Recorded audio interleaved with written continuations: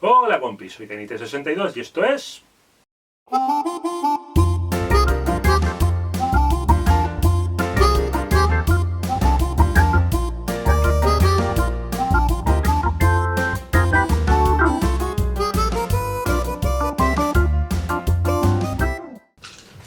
Memorias de un friki.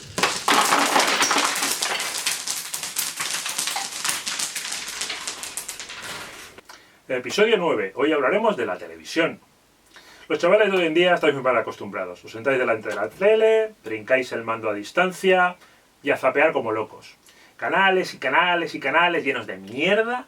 Y si encima tenéis alguna plataforma de estas digitales, todavía más canales y más basura.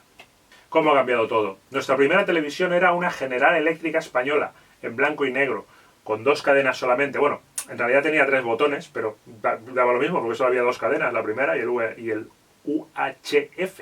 Era una televisión de lámparas. Lámparas como esta. Lámparas que ocupaban el puesto de los transistores de hoy en día, de los transistores y de los circuitos integrados. Estas lámparas se encendían, emitían una luz y tenían que calentarse antes de que la televisión pudiera empezar a funcionar. Y también se tenía que calentar el tubo de imagen, que era lo que hacía la televisión más grande. Ahora hoy en día esto ya no existe porque las teles son planas de plasma o de cristal líquido y cosas así. Todo este ritual de calentamiento hacía que una televisión no se encendiera como ahora, que le das al botón y ¡pum! Ya tienes la imagen, ¿no? Se tenía que ir calentando poco a poco y entonces empezaba a aparecer la imagen. Y aún así, incluso entonces, la imagen no era absolutamente nítida como ahora. Las televisiones por entonces no teníamos antenas conectivas en los terrados. Teníamos unas antenas de cuernos que iban sobre la televisión misma y que había que ir moviendo para conseguir la imagen lo más nítida posible. Dependiendo de cómo estaba el tiempo, de qué interferencias había y un montón de cosas más, pues a veces una misma posición que te había servido de la antena de cuernos, que te había servido durante un montón de tiempo, de repente tenías interferencias y la imagen se veía muy mal. Y entonces tenías que menearla para volverla a sintonizar más o menos bien. Y luego había en la parte de abajo había una especie de parrillita pequeñita, que esta era la que sintonizaba el UHF, que era el que se veía peor, porque la antena era más pequeña. Esto hasta que no llegaron las antenas colectivas, esto no cambió, siguió siendo así durante mucho tiempo. O sea que ya veis el festival que había para poder ponerse uno a ver un programa tranquilito. Os podría hablar de muchos programas que había entonces, de los programas infantiles como La Casa del Reloj, Un Globo, Dos Globos, Tres Globos, La Cometa Blanca, Los Chiripitifláuticos, o de programas concurso como Cesta y Puntos, que era un programa en que participaban los colegios, o Un Millón para el Mejor, que fue muy hablado en su momento porque era un formato muy, muy distinto, o el que cambió por completo el formato de los concursos de televisión durante muchísimos años, que fue 1, 2, 3, Responda otra vez, con Kiko Lergar y Don Cicuta como estrellas en la primera temporada. Pero a pesar de que todos esos programas y otros muchos fueron poniendo piezas a la estructura de mi friquismo, lo que sí puso las piezas definitivas, piezas sobre las que se sentaron buenas bases, fueron las series de televisión. Y también los ciclos de película y programas como La Clave, que eran a la vez película y luego debates sobre el tema del que trataba la película. Pero hoy, sobre todo, vamos a hablar de las series. Había series de muchos tipos, había series de humor, había series románticas, había muchas series del oeste y muchas series de acción.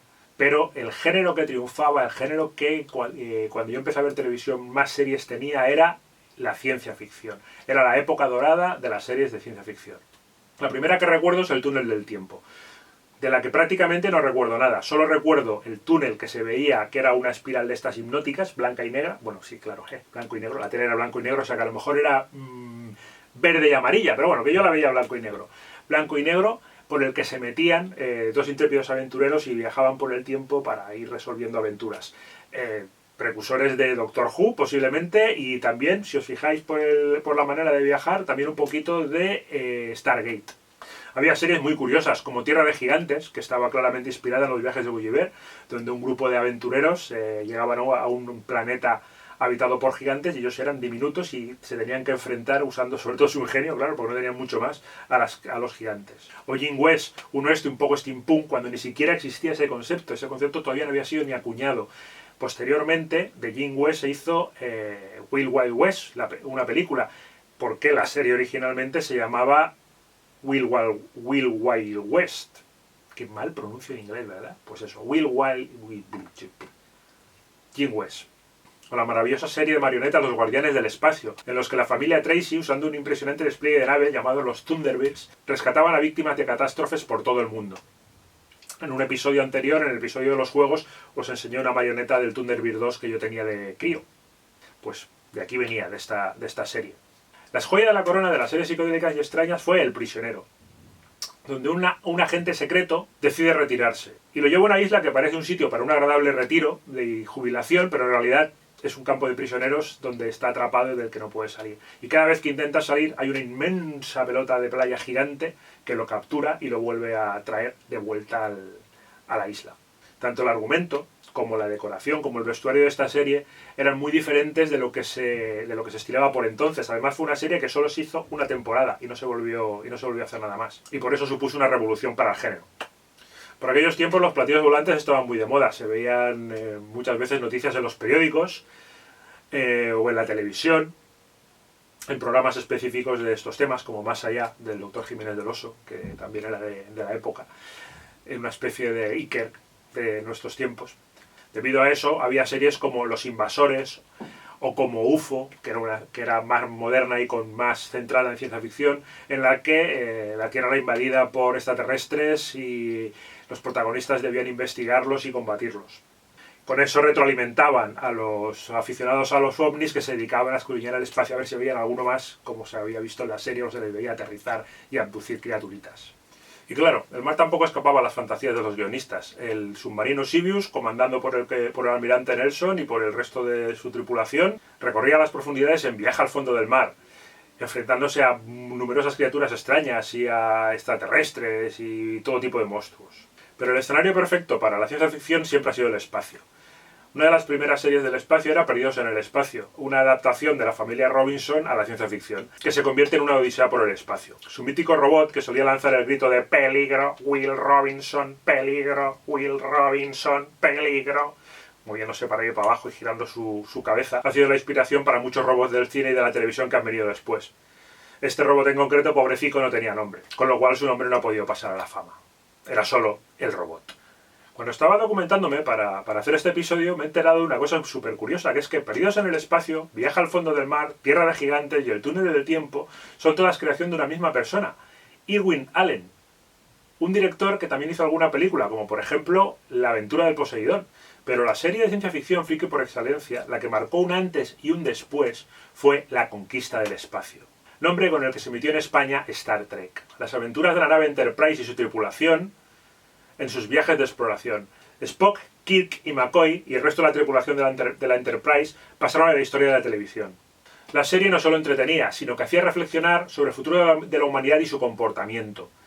Ninguna serie ha sobrevivido tanto en la mente colectiva, ni sigue teniendo tantos fans y tan fieles hoy en día.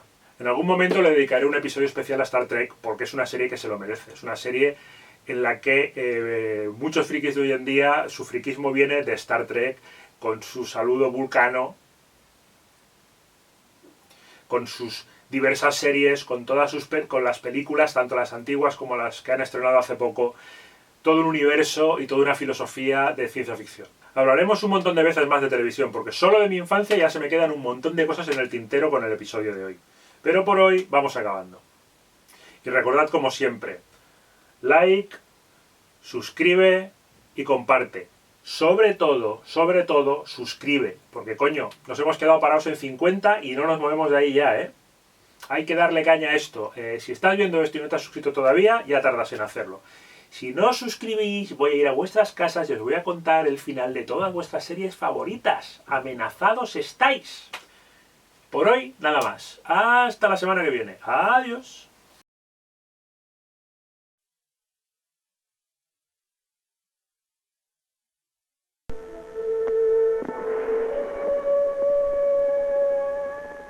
Estos son los viajes de la nave espacial Enterprise.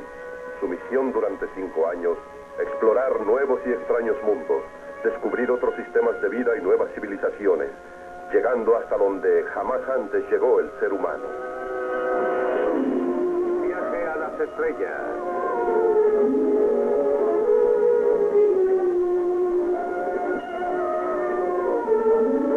Protagonistas, William Shatner,